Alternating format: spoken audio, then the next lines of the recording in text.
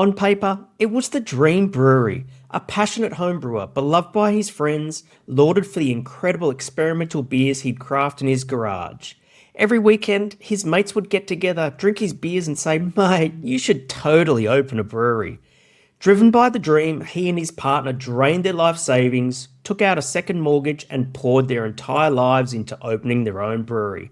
Then, just 12 months after the grand opening, the doors were padlocked shut for good. They were bankrupt. So, what went wrong? It wasn't a lack of passion. They failed because they believed the single most dangerous lie in the craft beer industry, that praise from friends drinking free beer is the same as support from a paying customer. In this episode of Quality Focused Pro Brewers, I'm going to share the 5 delusions homebrewers have when planning or building a brewery and why so many homebrewers fail at going pro. Let's get brewing.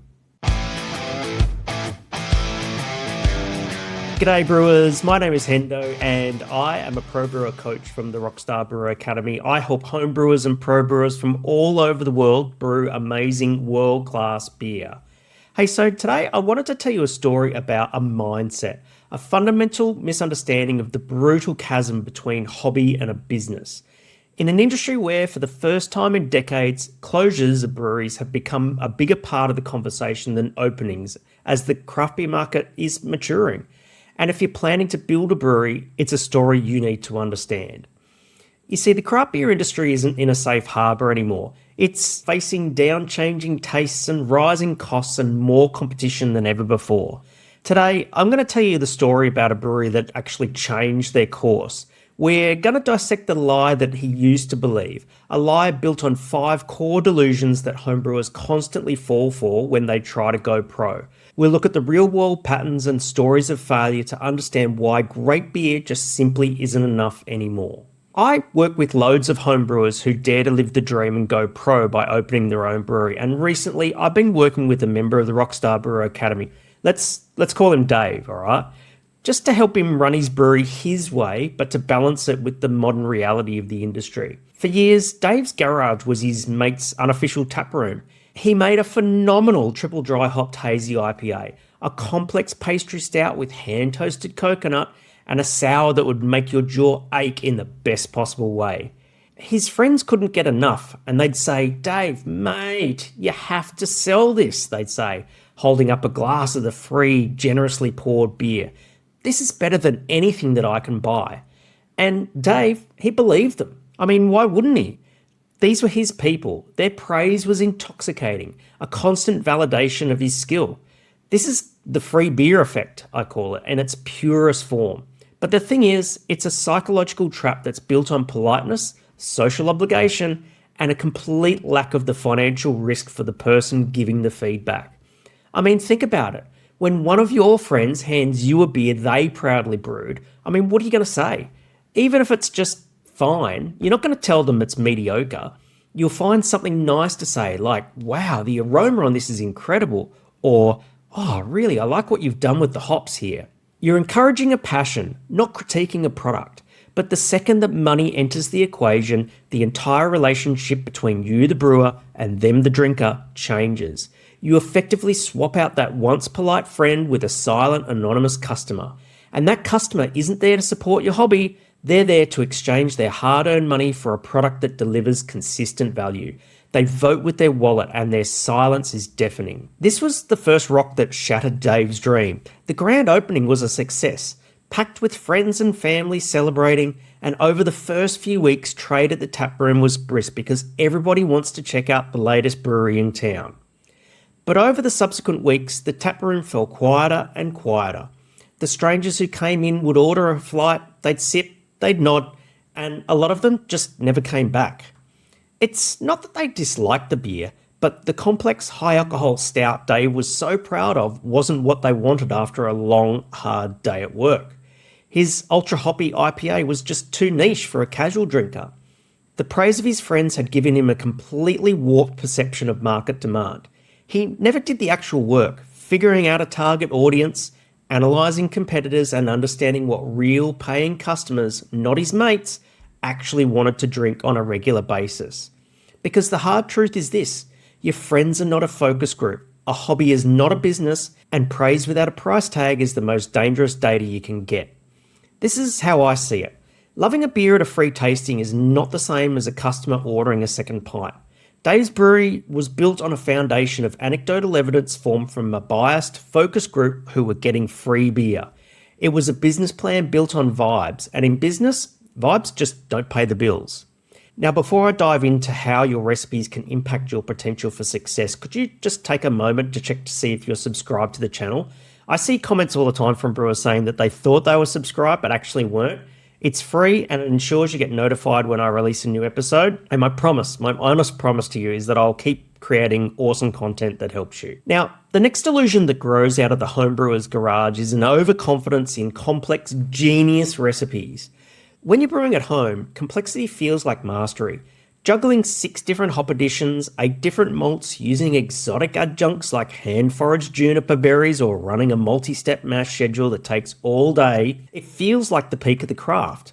And sure, it produces a unique, show-stopping beer that wows your friends. But what happens when you try to scale that 5-gallon masterpiece up into a 10-barrel commercial batch? Chaos. That's what happens. I was recently talking to one of the newest members of the Rockstar Brewer Academy from Texas, and he was talking about his painful jump to a commercial system at his kickoff call with me. He described how his beloved complex recipes introduced all these uncontrollable variables. You know, that intricate hop schedule that worked perfectly at home, it resulted in inconsistent flavours in the commercial setting because he could never get the timing right while managing half a dozen tanks. And those extended mash times threw his entire brew day into disarray, creating production bottlenecks and late nights at work before he'd even sold a single pint. And I've seen another member share his story of trying to scale a complex homebrew recipe into a 5-barrel system, and the result was a mess of off flavours. His conclusion is a lesson every homebrewer with pro brewer aspirations need to hear. Simple beers reveal process flaws, and that's why they matter. This is a critical failure of the hobbyist mindset, and if you stick around to the end of this video, I'm going to show you how you can get your hands on my checklist to see if you've got a beer recipe or a beer quality system. Because in home brewing, you celebrate the recipe, and in a commercial brewery, you have to sell the process. Customers don't buy your one-time accidental success, they buy consistency. They want to know the pint of pale ale they loved last week will taste exactly the same this week. That's what builds brand loyalty and repeat sales that keep money flowing in. Which is why all new members of the Rockstar Brewer Academy go through Beer Quality Bootcamp. You basically take your recipe and create a product specification which documents raw materials, irrespective of batch size, your process from grain to glass, and a clear definition of quality in terms of fit for use and true to brand. And then you go brew the beer. Because if you don't do this, then you'll wind up doing what Dave did. He fell right into this trap. His pride was in the complexity of his brews, but on the big system, those recipes were a nightmare.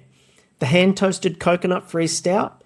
What was a pleasant afternoon task is now hours of manual labour for a single batch, driving up costs. He was so fixated on recreating his homebrew genius that he completely ignored the fact that if you want to keep your business alive, you need to recognise that your brewery is an FMCG business. That means fast-moving consumer goods, meaning that your dream business is no different to orange juice, toothpaste, or mobile phones. Commercial brewing isn't about having the most complex recipe. It's about having the most dialed-in, repeatable process. This brings us to the next delusion that definitely has no place as the industry matures. The belief that the brewery should be an exclusive club for craft beer nerds. This is where passion turns into gatekeeping. The homebrewer sees their future taproom as a sanctuary away from the world of boring macro lagers. They scoff at the idea of making a simple, clean Munich Helles or light lager, viewing it as selling out. I mean, at the time, Dave didn't even like yellow fizzy beer.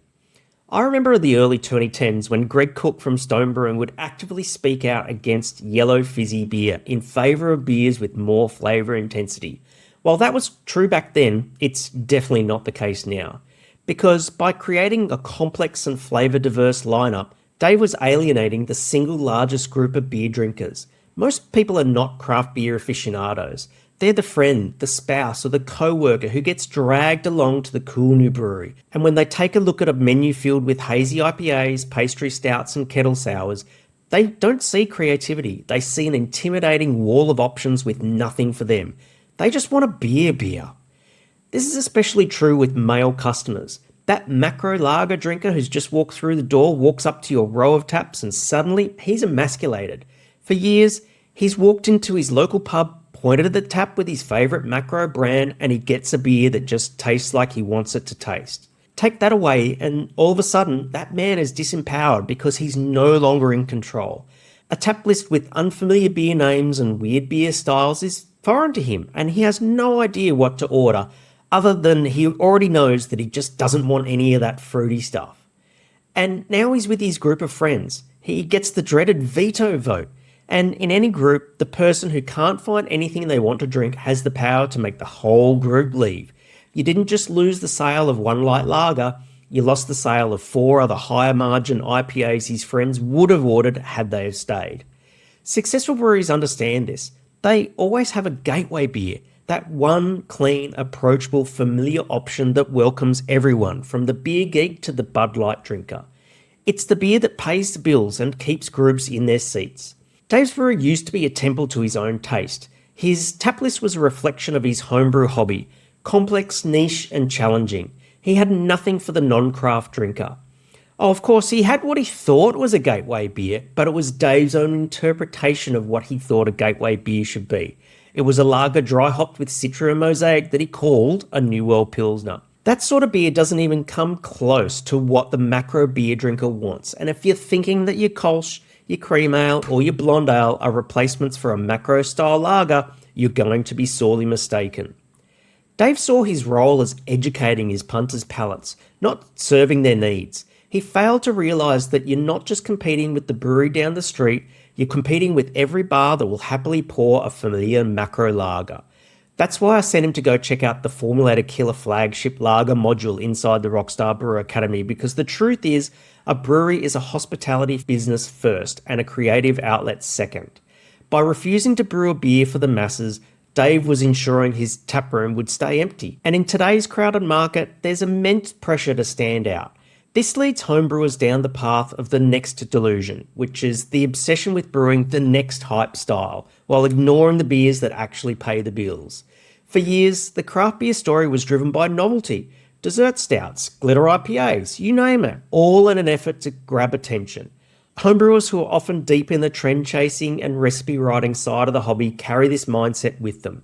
They want to open a brewery that only makes barrel-aged sours or experimental IPAs, whilst dismissing simpler and traditional beer styles like European, English, Irish, and the more mature American styles. The brewery you plan risks failing if you have no high-volume staples on tap. If you only cater to the 10% of hardcore fans who want something new every visit, while ignoring the 90% of customers who just want a clean, reliable beer, then you're doomed to fail.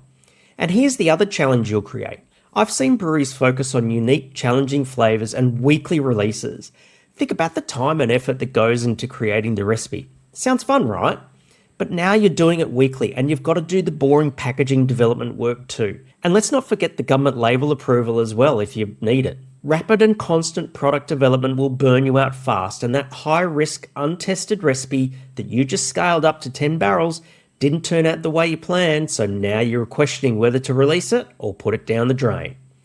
The lesson is stark. Craft breweries don't fail because their beer is too simple. They fail because they ignore how people actually drink and don't consider the complexity of new product development. Now, I'm not advocating for a second that your brewery shouldn't be creative or not have seasonal releases or anything like that, but recent industry trends show a clear shift away from extremes and back towards approachability. Drinkers are getting tired of novelty for novelty's sake. Distributors are in the middle of something called SKU rationalization. They're cutting back. They don't want your 50 different weird beers. They want to know that your top 3 movers will sell consistently. Here in Australia, craft beer only makes up about 8% of the total beer market, and we've tapped out the beer geek market because that number hasn't grown in over a decade. The growth in your brewery is in the other 92% of beer drinkers who aren't beer geeks. Trusted flagship beers are quickly becoming the key to survival. Dave's Brewery used to be a temple to the unique. He brewed what he and his small circle of beer geeks loved. He didn't have a crisp, clean lager on tap. He didn't have a balanced pale ale. And he had a lineup that was interesting but not sustainable. He chased hype instead of building a foundation. Your passion project beers are only a luxury you can afford after your core beers have paid the rent. The next delusion is the most insidious because it hides behind the brewer's greatest strength, their talent. A former homebrewer like Dave knows he can make great beer. He's wowed his friends and he's won a few homebrew competitions. He believes that this raw talent is all he needs. He thinks that just because he's a good brewer, that every batch will naturally be a winner. This is the delusion that talent is a substitute for a rigorous quality system. So what happens when a batch goes wrong? Because that's inevitable, especially in your first 12 months of operation as you're dialing in your equipment. At home, you dump a 5-gallon batch and call it a learning experience. In a commercial brewery, a 10-barrel bad batch is a pretty catastrophic financial loss. Without a quality system, you don't even know what's wrong before you even consider why, because you've not defined what good is for each brand of beer you brew in the first place. And when something inevitably goes wrong, you're clutching at straws trying to diagnose whether it was a temperature fluctuation, a CIP issue, or an ingredient variation. One time, Dave had a phenolic off flavour in one of his batches of beer, and he jumped straight onto the homebrewer forums and Facebook groups looking for an answer as to why that happened. The questions he posted were met with 50 different conflicting opinions with nothing concrete as to what happened or how to resolve it. Dave used to rely on instinct, gut feel, and internet misinformation. Now, as a professional brewer, he relies on a clear definition of beer quality that's fit for use and true to brand, which is why the product specifications he created stopped this issue from happening again. More so, a reliable source of knowledge and a tight community of his peers with proven industry experience helped him to solve problems whenever he needed it. A quality system is at the core of what separates a hobby from a business. A customer doesn't just buy a pint of your IPA, they buy the promise that the IPA they loved last week will be the exact same IPA they buy today. Consistency is the bedrock of brand loyalty. It's built on a meticulous, repeatable and documented process, not just a brewfather recipe for your work. Understanding brewing water chemistry, tackling the data with a well-structured batch log, a fanatical devotion to CIP, measuring carbonation and keeping the dissolved oxygen out are the foundation of the world's best breweries. Sure, it's unsexy, but creating a beer quality system that turns a good recipe into a reliable product through sound process is very rewarding. And if you want my 8-point quality system checklist that separates the homebrewers from the pros, then comment the word quality system below and I'll send you the PDF. You see, Dave was a talented brewer, but at the time, he wasn't a systematic one. His process was all based on feel and intuition. When his first few commercial batches tasted great, he thought he'd made it. But then the fourth batch of his flagship IPA came out tasting slightly different. Not bad, just meh. And I'm sure you've seen it too. Ever been to the new brewery in town to find all the pale beers tasting meh, but the dark beer is an absolute banger? That's a symptom of a brewery not having a beer quality system. Regular customers notice this and they don't complain. They just quietly decide to go somewhere else more reliable next time. Dave used to have no quality control system to identify the drift. He was blind to the slow erosion of his customers' trust. You see, your customers don't pay for your talent. They pay for your consistency. And without a robust quality system, you're not running a business, you're just gambling with bigger and more expensive pots. The story of Dave's Brewery is a reality check, but luckily he was able to catch it in time. This doesn't have to be your story either. The craft beer industry is growing up and the easy growth boom years are over. It requires a fundamental shift in your mindset, from a creative hobbyist to a strategic, quality-focused pro brewer. You can make it and be successful these days, but your passion isn't enough and your friends' praise isn't market validation. The difference between a passion and a profession is a quality system and a relentless focus on consistency. So if you're a home brewer with that dream, or maybe you're well down the path of planning, building, or even running a brewery, don't let this discourage you. All it takes is a little preparation. And you can start that preparation by seeing what a complete beer quality system looks like by checking out this video next. Thanks heaps for watching this episode of Quality Focused Pro Brewers, and I'll catch you in the next one. Cheers.